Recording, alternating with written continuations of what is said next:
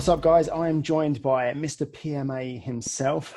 Faisal is a fitness coach and an author, and obviously a practicing Muslim. And today we're going to talk all things fitness and Ramadan. First of all, thanks for coming on, dude. Yes, AT.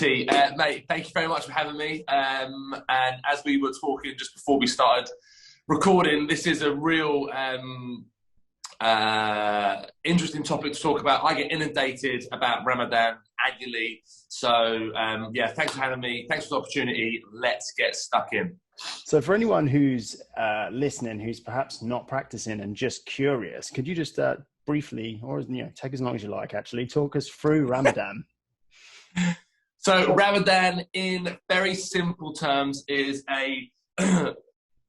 in the holy month. It's a holy month within the Islamic calendar where all Muslims around the world, they will fast for an average period of a month, because it's we go on the moon calendar.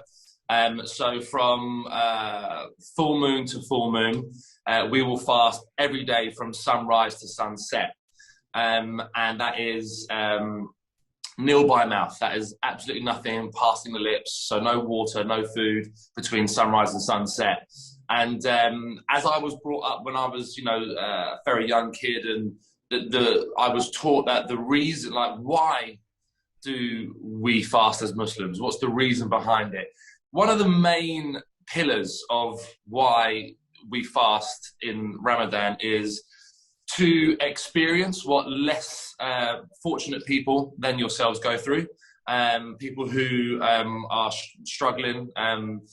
So you get to experience what it's like not to be able to quickly go to the fridge and get a drink and eat some food. You get to experience what that pain, because there is a physical pain that when you say, "Oh, I'm starving," you're not actually starving. You haven't experienced what starving actually is. People go for days without eating or drinking anything, and we're only asked to do, just that time window of sunrise to sunset. So it's to experience that, it's to build character, it's to practice your faith, more importantly, within the month as well. You're also supposed to give to charity. You're supposed to really reach out to your local community and help others. So it's a real spiritual time to connect with yourself, connect more with your family, because at iftar is when you would break your fast. You'd have big family meals, and so it's a time of just really connecting with why we're here on this planet, like the real big picture, and to be grateful for what we have, and rather than always thinking about what we don't have. Oh, I want this. Oh, I want that. Oh, my mate just bought a brand new car, and whatever, So it's a time to really focus on your character and improve on yourself. We always bang on about in the fitness industry, be the best version of yourself, and Ramadan is all about that, in a real simple terms, like, so that's the best way I can put it. Yeah, I think that's super interesting. I think without going too deep into this, kind of all faiths kind of have a version of this in some way, right? Of a period of reflection and going without, and then perhaps it's something that we've lost as we become more of a sort of secular society, unless you take the time yourself to find some period of practicing going without. I know it's big in stoicism, things like that, but I definitely think it's a really useful tool, even if you are atheist or agnostic. Having a period of reflection and going without is huge. Yeah, 100%. And also, it's like, this was a real bombshell for me. Like, everyone has breakfast. Regardless of faith and religion and atheism, whatever, break that word down. Break, fast. What do you do when you wake up? You have breakfast, because you've been fasting. So let's say the average person goes to bed 9, 10 p.m. They get their 8 hours sleep. They're waking up at 6 or 7. Your body's been fasting all that time. So you break fast. So, if iftar means breakfast. So it's an Islamic, it's a very Muslim word that the whole world uses. So when I first thought that, like when I was like, I don't know, 6 or 7, I was just like, what? Everyone's using this Muslim terminology, breakfast. So that really that always makes me smile, because regardless of faith and religion or whatever, like we all do this physical practice daily, where when we sleep, we're fasting. Nothing's going in our mouth apart from air. And when you wake up, what do? You break your fast. So I've always found, that really interesting, that everybody has the capacity to fast. And it's just a little bit more difficult when you are conscious. Yeah, no doubt. Unless you're some like hardcore 90s bodybuilder who sets his alarm to get up and have some protein shake. Yeah. So getting kind of onto a topic that's important to us. How has this affected your training in the past? Yeah. So for me, I'll be 100% honest. When I first started fasting, I think when I was like around 10 or 11, technically it's supposed to be around, when you reach your puberty, but I mean, it all depends on your family or whatever. But so back then, full of beans when I was younger, so it didn't really affect me. It was more the willpower of not eating. That was the hardest part for me. So in terms of, I used to play basketball quite a lot. I cycled to college and stuff, and so I was always moving, always staying active. But skip forward to my more kind of like professional career, when let's go back to when I was like teaching at Barry's. I would wake up at 5 o'clock. I'd teach a 6 a.m. class. I'd teach a 7 a.m. class. I would then do some admin, blah blah blah. I'd head down to, at that sort of time, it would be like gym box, do my low intensity like bodybuilding session, teach an afternoon class, and then have a massive window of time where it would just be dead space, and then teach my evening class, and then I'd go home and eat. So my day was massive. It was huge. So how it's affected me in terms of my actual personal training is that I have to accept that I'm not going to be able to do real high intensity fitness. So within that month, it's low intensity, it's massive rest between my sets, and it's almost like hypertrophy, like low repetitions, and a lot of rest. So I have to accept that, so one of my personal, strong points is my fitness. I've got very good endurance, I can move really well. So that definitely takes a knock. But one thing that I always find telling people is that you have to look at the bigger picture. Like if you're really taken back by losing fitness and losing weight and losing muscle mass and stuff, you're not doing it for the right reasons, because Ramadan is bigger than fitness. This is life. So personally now, I feel like I've adapted all the way through my life. I've been doing this for years, absolute years, where I've been fasting and training. So my body annually knows, okay, cool, it's this time of year again. All right, sweet. And also with a combination of a very, very strong mindset, it's become, I wouldn't say easy, but it's just become way more comfortable for me to still continue with my training. I would do, so a typical session would be, I'll do strength work. I would do a little bit of like midline mashups, some core stuff. I would then do a little bit of accessory, and that's it. Normally, I would then stick on a Metcon at the end, or a 30-minute bike ride or whatever. So that kind of just stopped. So I have to regress my actual individual training days. But yeah, like I said, my training's become way more comfortable when I fast, but only because of the I don't know how many 27 years I've been doing it. So yeah. You touched on earlier there, and obviously stop me if I'm going a bit wrong here, but this idea of, if you're worried about losing muscle mass, or if you're worried about losing performance, etc., is there an idea that how can I put this? It's almost the point of Ramadan is that you're giving up and you're experiencing hardships, and if you were to say in this period, be like, yeah, I'm not going to train during Ramadan, it would almost be Yeah. kind of counterintuitive to the whole idea of living your life, but on the back foot a little bit. 100%. It's like, what, how can you title yourself a practicing Muslim if you're willing to not do, the biggest thing in the Muslim calendar? I tend to find that most men are worried about losing size and weight and mass and stuff, and the majority of women are worried about putting on weight and putting on mass. And which is funny, right? It's funny that we can be worried about two opposite goals. Yeah. it really is. But I find that it's only specific to our industry of, clients of ours who are Muslim. That's their main worry, because obviously fitness is such an important part of everyone's life, but more so the people that are in our kind of our pathways. And I get it. I get why people would have that at the forefront of Ramadan. It's like, oh my God, I'm going to lose fitness. I'm going to lose strength, blah, blah, blah. I've just done a strength block and now I'm coming into fasting and I'm going to lose, So it's a massive, massive learning curve of acceptance. Like, you have to accept that you are going to lose some sort of fitness, some sort of strength, some sort of aesthetic.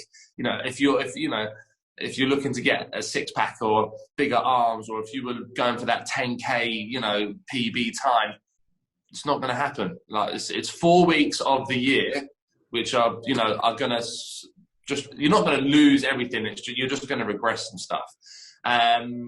So yeah, it's interesting how the fitness is at the forefront of the majority of people who follow me and probably follow yourself and stuff. But there are loads of good examples that can motivate, people who want to fast and train. Like, let's really highlight that. You can still train in Ramadan. Like, you can do it. And how do you figure that in? Do you kind of work around the fast, or do you just try and do what you've always done and, I don't want to use the word enjoy, because obviously that's counterintuitive to what you're doing, but kind of just, I don't want to use the word endure either, but just kind of reflect on the difference? Or because I know some people do structure their training around their fast during Ramadan. Yes, 100%. So again, I'd say it's not one size fits all. So again, what I'm about to say may work for you, it may not work for you. But I always recommend people, if they're wanting to, maintain muscle mass, I would try to do, your cardio session. So, only like once a week. So you'd have one full session where it's just pure cardio. But in terms of like working around the structure of fasting, so the sahur is when the fast begins. So sunrise, just before sunrise is sahur. So if you wanted to keep up your high intensity training and you wanted to basically keep your training the same, I always recommend for you to train before sahur, which is 4 a.m., 5 a.m., like the rock style. Yeah, wake up early, get your training done, because then after your training at 4 or 5 a.m., you've still got an hour, the golden hour, to eat and put all the fuel, all the calories into your body. And then when the sun rises, you fast. The more common option is to then train after iftar. So iftar is, like we said before, is breakfast, is when you break your fast. So you would either train lightly before iftar, because then you can go straight into eating and refuel your body, or you would break your fast on something very small. And typically in Ramadan, we would break our fast on dates and some coffee, and then we would go and pray, and then we'd come back and eat our big food. So it's not just like this instant big feast. So yeah, coconut water, some dates, break your fast on that, then go straight into your training, and then you can eat afterwards and get all the nutrients in. So it's a combination of that, of those two. And then the third and final option of training during Ramadan is just to stick to how you normally do it. Like if you train at 9 a.m. or if you train at 2 o'clock in the afternoon, that's you, you know, but it's just training smart, like knowing, you know, obviously if you start to feel dizzy and if you start to feel faint, you have to break your fast, like drink some water, you know, you're not fasting to the point of passing out, you know. So there are those three options around how I would always advise like people who come to me asking when's the best time to do it. Like it's what suits you best and how dedicated you are, you know, to it. So, you know, the likes of you and me have no problem waking up at 4 or 5 a.m., getting in a big session and then fasting. But for, you know, everyone else who have that more kind of structured work lifestyle, different schedules, and like I said before, it's not one size fits all. You really got to think about how you're going to train for the next 4 weeks in Ramadan. But it's doable. It's 100. You know, we've got to keep it realistic. And it's a challenge. It just sees it as a different method of training. Like I'm now training on 0 calories. Right. I'm now, you know, so we can go into like fasted cardio or intermittent fasting where non-Muslims, you know, do this type of training. But this is like the extreme. You know, we're not drinking, eating anything for almost, you know, 14, 16, sometimes 18 hours because as the days go on, you break, you know, the sun sets later. So, I like to see it as a challenge, and that is a very good motivating tool for myself. And I try to impose that on people who may be fearful of training and fasting at the same time. Yeah, I'm thinking now about what a great pre-workouts and dates and a coffee is. Mate, I'm telling you, dates and coffee. Oh my God! And when you're fasted, right, it just hits differently, doesn't it? When you're in that kind of fasted state and you get those sugars in and you get that caffeine in, you're yes, exactly. You'll be buzzing. One of the biggest things I want to touch on there is because I've done periods of intermittent fasting. Obviously, I'm an atheist, and I've always trained within either fasted or unfasted. It's never really been a bother to me. But the one thing, a huge difference is that you're not taking in any fluids, and that's you know that to me that's the bit that goes what that makes me go whoa, hold on, that's different. Yeah. How do you make sure? Do you kind of have a kind of structured plan around how you're hydrating, rehydrating outside of your fasting window? Yeah. So if we think about so the sun sets at around 8 o'clock. So Ramadan is going to start on Tuesday or Wednesday, most likely Tuesday. And the sun sets locally London time around 8 o'clock, and then it'll be 8:02, 8:04, and then by the time we get to week 4, it's like 8:45. So let's just go on the first week of 8. So we've got 8 p.m.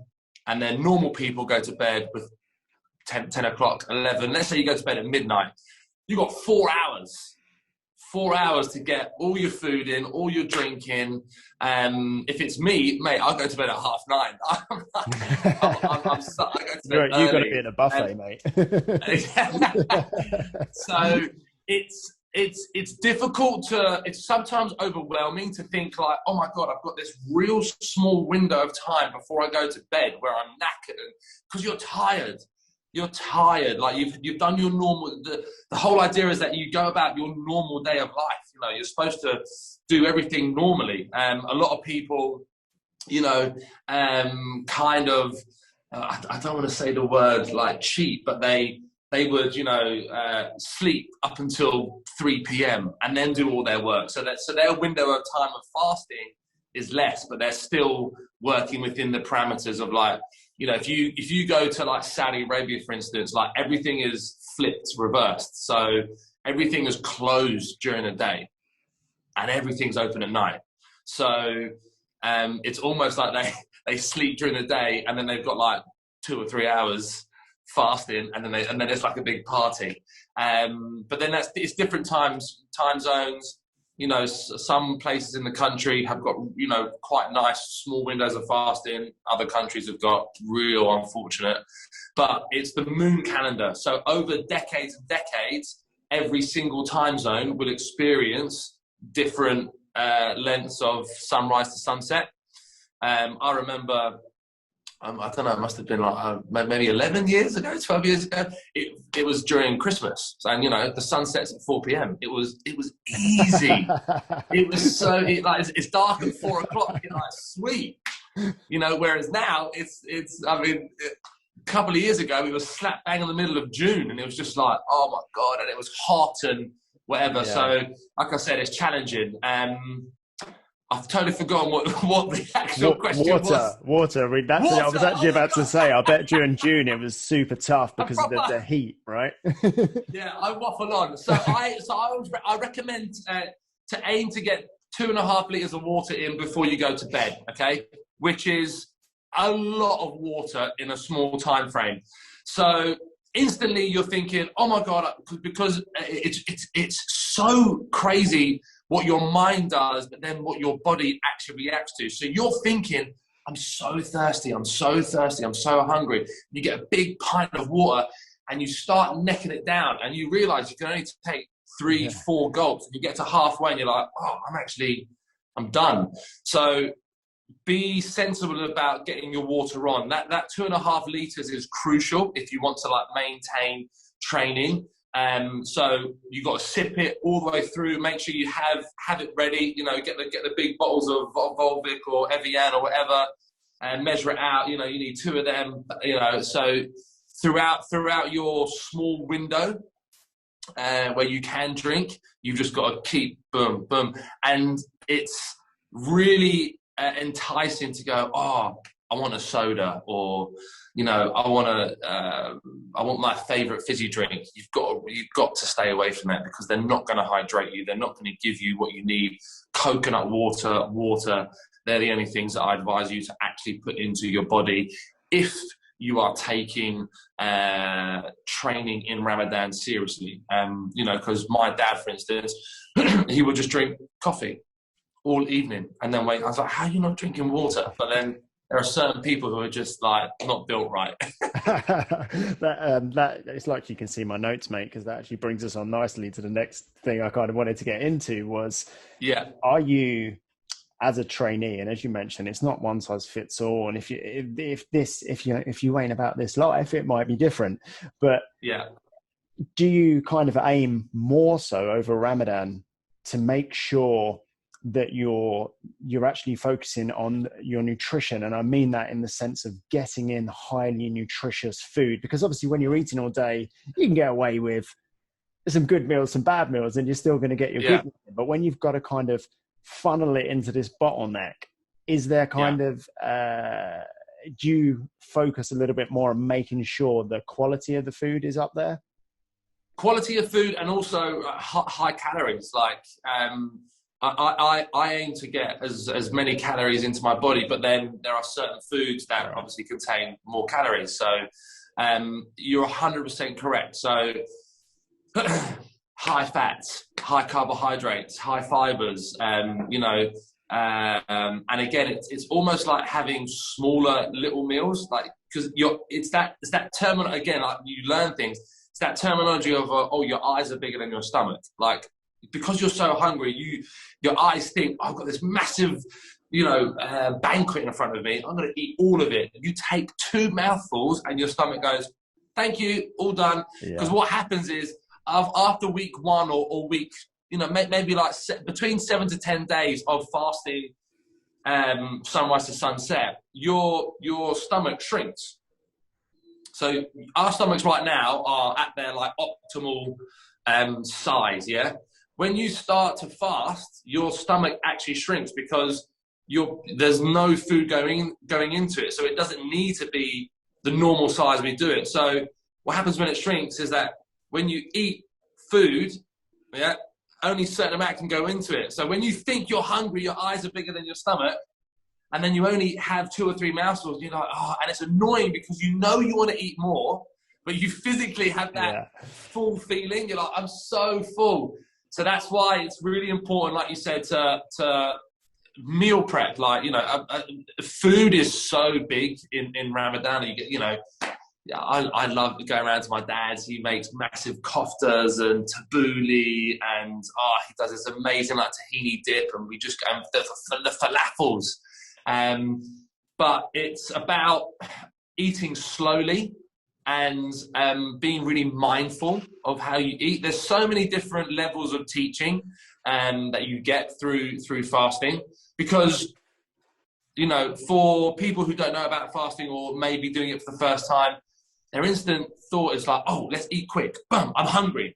The quicker I get it in, the more I get. And that's like the complete opposite. Like, if you slow down your eating, allow your smaller stomach to digest it and process it, and also to have that spiritual connection, whether you're religious or you don't believe in a higher power, you have to be appreciative of the food that's going into your body. Like, you've either earned money to go and buy it, or you've grown it and you've cooked it. And right. So it's so many different levels of teaching about eating. But to come back to your main point, AT, yes, focus on way more nutritional intake.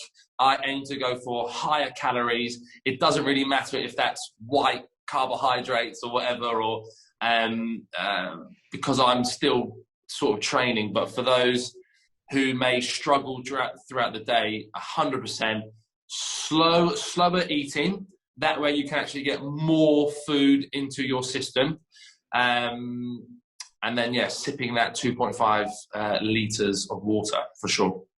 Yeah, another thing that I think, might possibly be missing in secular society is that mindfulness over eating that, in certain religious practices is encouraged. And that idea of, instead of just passively, you just take any food that comes your way because it's everywhere in the like, it's so it's easy, right, in the 21st century. Yeah. Taking time to appreciate, like you said, I had to earn money. I had to give up hours of my life to buy this food, or, someone's grown this food. That can help you on so many levels, I think, nutritionally. Oh yeah, big time. It's self-learning, and just being, like you said, we're a society now that everything's just, and you can go back to, this time last year when like Deliveroo just went, like you tap numbers and stuff on your phone and food comes to your door. Like, it comes to you don't have to get off your bum. Yeah. So again, like, what are the main pillars of teaching in Ramadan? It's to be appreciative of what you have, and it's to experience, when you think about homeless people, when you think about genuine people, I was on the underground yesterday, and there was he must have been, I don't know, early 20s, and he was a beggar, homeless. I don't know I assume he was homeless, but he had an empty Costa coffee cup, and he was saying, I'm really struggling at the moment, guys, anything would help. Like, if it's genuine, obviously there are other motives behind that, whatever, but if it's genuine, like, you've got to be in a real bad place to be begging for coins, like for pennies. So it's to really understand what people less fortunate go through. So like you said, I can open the fridge, I can phone up Fresh Fitness Food and get them to meal prep me and bring it here, blah, blah, blah. Like, we consume things, and there's just no thought process. So that's, for me, it's another real amazing teaching to anyone about the nutritional intake that you do during Ramadan. It's like, where did this food come from? Like, let's really be thankful for it. If you're a Christian, you say a prayer before you eat food. Like, there are so many different religions and traditions of, when you eat, and it's just to be thankful for it. But yeah, like you said, in the society we live in now, it's like, yeah, I'll order this, please, and I'll eat it now, and I'm out the door. So, I like that side of it. Obviously, with everything that's gone over the last 12 months, gyms have been closed. There's going to be a proportion of people going into Ramadan next week and also going back into fitness for the first time, potentially the first time in 12 months. Is there any kind of, to you in your mind, is there any kind of special, is there any advice you'd give to people that are kind of, it's a double header, isn't it, for some people right now? Yeah, 100%. So yeah, it's ironic how the gyms open up on Monday and Ramadan basically starts on the same day. Like anything, like a lot of our fellow employees have been saying about, accept that you're not going to be as strong as you were, going back into an open gym environment. So it's that acceptance. It's remembering that, you're not going to be as strong as you were. You're not going to be as fit as you were. So my biggest advice for anyone who's going into an open gym environment and is fasting is to just set realistic goals, okay? And those realistic goals weren't where you were training when the gyms were open last year. Do you know what I mean? So it's just regressing. It's not completely starting fresh. You're just scaling back so let's, the bench press, yeah? Whatever. Let's say you could bench 100 kilograms, yeah? You're not going to be able to go straight in a couple of warm-up sets and hit that straight away. So rather than saying, my first session back, I'm going to try and go for that big 100 kg bench press, go to 80, knock off 20% of what you normally go for, and start small. And as your fasting develops during the month, you'll find that your body's, it's a miracle. It will adapt to what you're doing. So my biggest piece of advice there, AT, is to set yourself realistic goals, which is basically scaling back what you would normally do, and almost like shortening your session. So if you normally go to the gym for an hour, I would probably shorten that down to 45. If you go to the gym for 90 minutes, drop it back to an hour, just because you're not going to have the mental strength as well to kind of stay focused. And, the last thing you want to do is injure yourself. So what happens 9 times out of 10 when you injure yourself, you weren't mentally in the right zone. You didn't do something with the correct movement standard. So if you shorten your time in the gym, you're less likely to get over mentally fatigued and do anything stupid.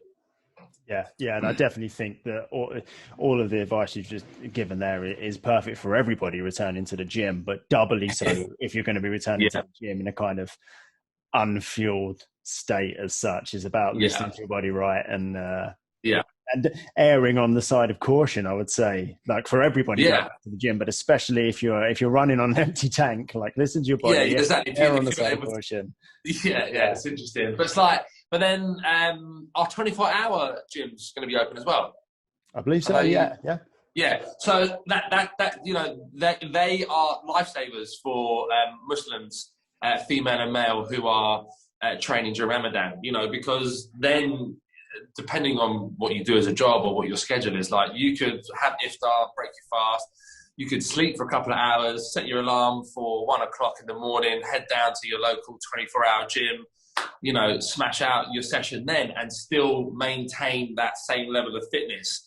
So the introduction of 24-hour gyms, in the last, 10 years or whatever, has really helped and maintained that real dedicated Muslim trainer. Let's give that terminology. So that's helped quite a lot. Again, it takes a lot of dedication and discipline to do that.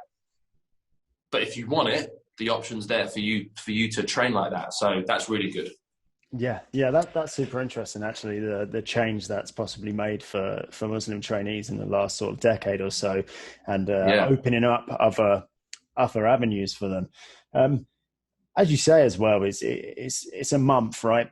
And for a lot of people, that's kind of almost a goal sweet spot, isn't it? Where it is, it's a good time to have a crack at something and see. Obviously, you're practicing for religious reasons, but see the changes that can be made.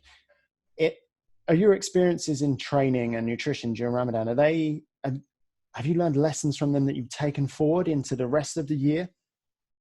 110%. Do you know what? It's the main thing for me, and you said it as well, AT, is that I'm not really that specific of training when I've got enough fuel in my system, I normally train on an empty stomach 9 times out of 10, like throughout my whole life. And as fasting aided that 100%. It's my body has been accustomed to being able to, you know, train and push. 9 times out of 10, all the stories that I put up on in my gym here, I've probably only had a piece of fruit for breakfast and, you know, some water or a can of Nocco or whatever. So 9 times out of 10, yeah, I'm actually training and I'm not really thinking about, oh, I should have had a big bowl of porridge, you know, before I train or whatever. If there's a competition or if me and you are going to be at turf games, then I think a bit more smarter, and yeah, I'd probably eat a bit wiser. But 9 times out of 10, I don't, and I probably haven't got enough energy in my system to be doing what I'm doing. But for some reason, my body and my mindset can go to that place. And that has been a massive teaching of fasting and going through your normal day, you know, of training, teaching, working, picking up the kids, doing the shopping. You know, it's building character all the time. You're just becoming a stronger and better person. So personally for me, 100%, it's helped me be able to train when others would maybe complain about, oh, I've not had my food today, I've not had that little snack, and I'm like, what? Let's just go, let's just do it. So yeah, it's definitely done that for me. And in many ways, right, that's kind of the spirit of Ramadan, right? To learn to kind of go without and go, you know, have a period of going without and still live. Yeah, 100%. I remember doing, so I used to play basketball at college. I used to love playing basketball at college. I was on their team. And, you know, if anyone's played basketball before, like, you know, you do like suicides and you're running, it's non-stop, yeah? Non-stop. And I was obviously fasting. Everyone's having water during it and whatever. And I told my coach and she was like so supportive. And then the training sessions finished. And I would cycle back home. So I got on my bike and my coach, she was my PE teacher, she said to me, what are you doing? I said, I'm cycling home. She went, but you've just done all that and you're fast. When did you break your fast? I'm like, oh, in another hour. And she just couldn't believe that I was doing all this. And for me, it was just like, no, that's when I'm allowed to eat. So like, how else am I going to get home? I don't have a driving license yet and I'm cycling. So, and I always remember that moment of she was just so gobsmacked about how I was just going on. And that's my personal story. I know people who have done way more than what I've done. And maybe something that people could relate to. You look at Mo Farah, for instance. Does he stop his training when he fasts? Nope. You look at the Saudi international football team when they went to Brazil for the World Cup. It was slap bang in the middle of Ramadan and you're in Brazil. The humidity, and let alone the heat, was crazy. The whole team was fasting and they were playing. Like, when you think about that, like, and you got people sitting there complaining about, oh, it's really difficult. No, it's not. I did a post the other day about there's hard. There's working hard, there's working harder, and then there's working your hardest. No one's working your hardest. People just work hard and they think that's the best they've got. Nah, there's so many different ladders. So when you think about the Saudi Arabian football team, when you think about Mo Farah, you know, people that we could look up to and inspire in terms of the fitness industry, they crack on with it. They just get on with it. They find a way to mentally push through that barrier. And this is why I love talking about it like this with you, because positive mental attitude for me, you know, it's got nothing to do with fitness in a sense. Fitness is just the avenue in which I've chosen to get people to understand positive mental attitude. And when I see Mo Farah, and when I learned about the Saudi Arabian team, you know, they actually played a game. They tried to reschedule a game time, but the World Cup, the FIFA said no. And they had to just crack on. It's like, you either play this game in your group or you don't, and you lose points. So I just thought that mentality was just like so inspiring to me. So it's how bad you want it. It's are you working your hardest? And, you know, there are so many definitions of working. So how are you working your hardest? And how bad you want it. And like you said, it comes down to that real deep spiritual, you know, why are we fasting? You know, and it can also come down to this real deep spiritual thing of, if you are atheist and you don't have a higher power that you believe in, like, you know, are you grateful for the food that's on your plate? Like, are you grateful for the gym you're in right now? Because, yeah, gym's open on Monday. The majority of the population, you know, still can't go to the gym or whatever, for whatever reason. So it's about being grateful. It's about being mindful in the moment. I know I'm waffling on it a bit here, AT, but I'm getting passionate about it. No, this is great, mate. This is great. And I think the whole overarching theme is that learning to live without. And as you say, you know, you've given examples of when people have said, oh, you know, I can't do X, Y, Z because I ran out of oats this morning and I only had 75 grams, not 100 grams. And people get used to, and you know, it's because we're out here and we're telling people how to optimize everything. And then you start believing that, well, I need to do everything optimally. And until you go through that, until you put yourself in that situation and become acclimatized with not having being fasted, all of this stuff, then you're prepared for it when it comes along, right? 100%. And also, I really feel like in the society we're in now, like you said, you know, 75 grams and counting calories and having a watch, you know, having something telling you, oh, you've only had 90% recovery. I really feel like people are now becoming so dependent on numbers and figures and stats. And, you know, science is absolutely amazing.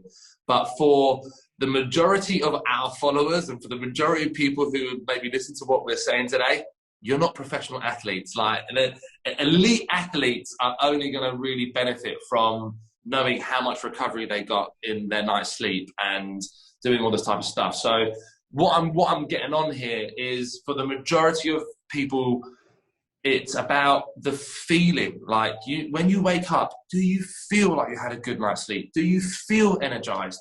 Do you feel like you're able to perform to your best level today? You know, how many Zoom meetings have you got today? How long are you going to spend on your dissertation? What activities are you going to do with your kids today? What training are you going to do today? Like, just go on how you feel. Listen to your body. Like, again, rather than having a watch or an app tell you how you feel and then almost like put this false imprint in your body. I can guarantee you, I don't have a Whoop watch, right? So Whoop measures your recovery, blah, blah, blah, whatever. The reason why I don't wear one is because I know when I'm tired. You don't need that sort of negativity in your life, do you? I don't need it. And also, I can guarantee you, majority of the time, I am probably so low in my recovery percentage, and I still train. I still do it. I still push through.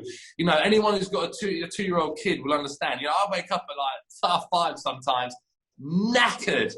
And, you know, whatever our day may be, like my wife will go, oh, can you train and make sure you're done before 11 o'clock? And I'm just like, oh, but I've been up since 5:30 and my back hurts and this and that. I've got to teach a class on like at 8. But if that's my only opportunity to train, no number or stats or app is going to tell me not to train. I'm just going to push through it. And it's that old school, like, rocky attitude of like, let's just do it. Not to the point where it's stupid and you're going to do yourself damage, but it's getting back to that feeling of listen to your body, listen to your heart, listen to your mind. You know, and fasting and Ramadan really, you know, brings us back to a very kind of like almost like primal way of living. Yeah, that got a good chance for reflection and introspection and getting back to that, actually listening to what's going on in your body. Dude, what are your kind of top tips for people going into Ramadan next week?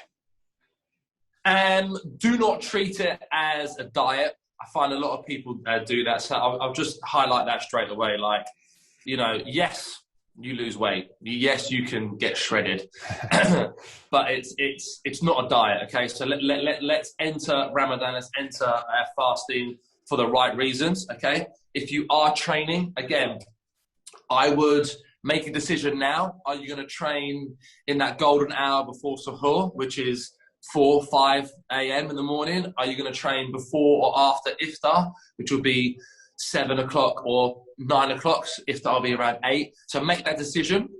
So therefore it's set. You've committed to it. You've also made yourself accountable by making that decision. Scale back your sessions, okay? Make them a little bit shorter. If you want to keep up the intensity, I would only do 1 or 2 high intensity workouts a week. But then the rest of your training would be low intensity, low repetitions, take longer breaks, and your nutrition in that very short time period of when we can eat slowly. Try to get all of that water into your system, so 2.5 liters of water, and enjoy the ride. It's a celebration, and at the end of the day, we're celebrating how fortunate we are. And even if you've only got £1 in your account, and even if you've only got 1 bag of rice in your cupboard, or you're struggling to get a roof over your head, people in all different situations in life, there's still opportunities to be grateful.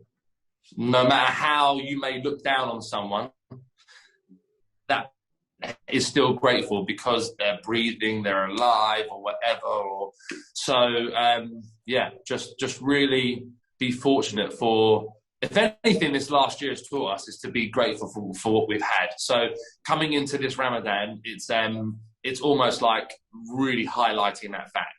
It's like we are very, very lucky to have our health and have this amazing society and friendship and community. And I really feel like the fitness scene has jumped leaps and bounds, to help bring people together and keep them motivated and keep them, mentally sane in a sense. So yeah, I think this Ramadan is really going to highlight all that.